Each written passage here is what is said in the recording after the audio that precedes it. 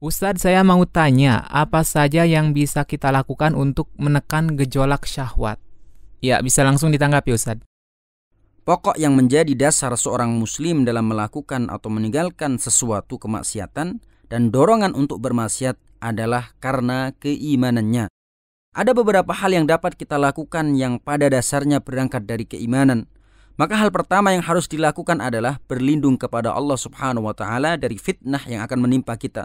Sebagaimana yang pernah diucapkan oleh Nabi Yusuf alaihissalam di dalam Al-Quran. Surat Yusuf ayat 23 yang dengannya Allah melindungi dan menghindarkan dari tipu daya istri Al-Aziz. Rasulullah SAW juga mengatakan, setiap muslim di dunia yang memanjatkan doa kepada Allah, niscaya Allah akan mengabulkan doanya atau Allah akan memalingkan keburukan darinya seperti yang dimintanya.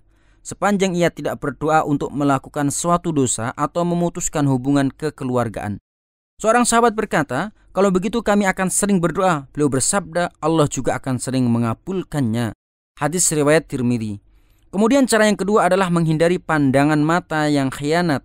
Allah berfirman dalam surat Al-Mu'min ayat 19, Dia mengetahui pandangan mata yang khianat dan apa yang disembunyikan oleh hati.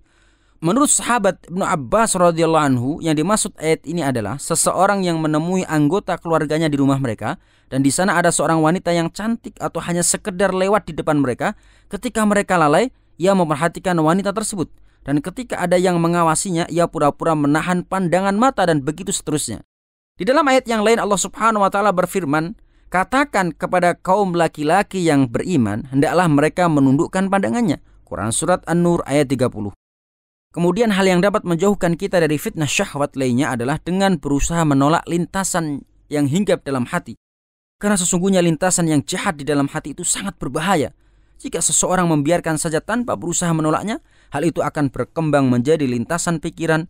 Lalu lintasan pikiran berkembang menjadi kehendak. Lalu kehendak berkembang menjadi hasrat. Lalu hasrat akan maju dan berkembang menjadi perbuatan yang melanggar keharaman. Waspadalah jangan sampai mengumbar lintasan hati yang jahat. Betapapun ia harus dilawan dan disaingi dengan lintasan-lintasan hati yang baik. Cara selanjutnya adalah menikah.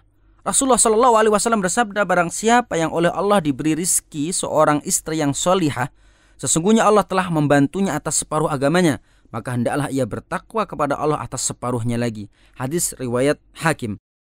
Lewat lisan Rasulullah SAW, Allah Subhanahu wa taala menjanjikan bahwa orang yang menikah dengan tujuan demi menjaga kesucian dirinya, maka Allah akan menolongnya.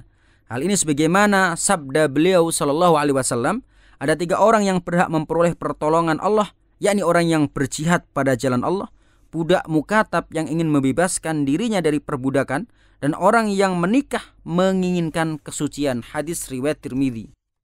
Imam Al-Qurtubi rahimahullah ta'ala mengatakan, bagi seseorang yang tidak sabar menghadapi godaan zaman sekarang, ia harus menikahi wanita yang beragama demi keselamatan agamanya. Kemudian hal yang dapat menghindarkan diri dari fitnah syahwat selanjutnya adalah puasa. Rasulullah SAW bersabda, wahai sekalian pemuda, barang siapa di antara kalian mampu, maka hendaklah menikah. Dan barang siapa yang belum mampu, maka berpuasalah, karena puasa itu dapat meringankan nafsu. Hadis riwayat Al-Bukhari. Selain itu kita harus waspada dari orang-orang yang berbuat atau berkata keji dan orang-orang yang ucapannya keji. Allah melarang omongan yang kotor dan ucapan yang keji. Berdasarkan firman-Nya, Allah tidak menyukai ucapan buruk yang diucapkan dengan terus terang kecuali oleh orang yang dianiaya. Allah adalah Maha mendengar lagi Maha mengetahui. Quran surat An-Nisa ayat 148. Kemudian dalam As-Silsilah As-Shahihah nomor 320, Rasulullah SAW bersabda, bukanlah orang mukmin itu orang yang suka mencela, suka mengutuk, suka berkata keji, dan suka berbicara yang kotor. Kemudian cara yang juga bisa menghindarkan diri dari fitnah syahwat lainnya adalah lari atau menjauh dari tempat-tempat yang berpotensi menimbulkan fitnah.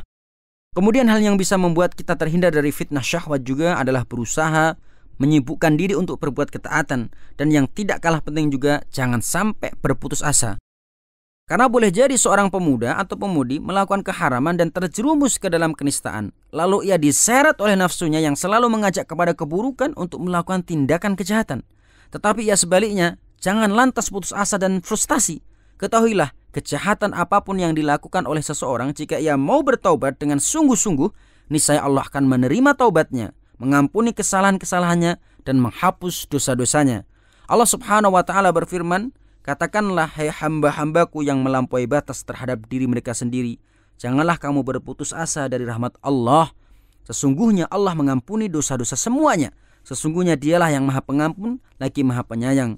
Quran Surat Az-Zumar ayat 53. Wallahu a'lam.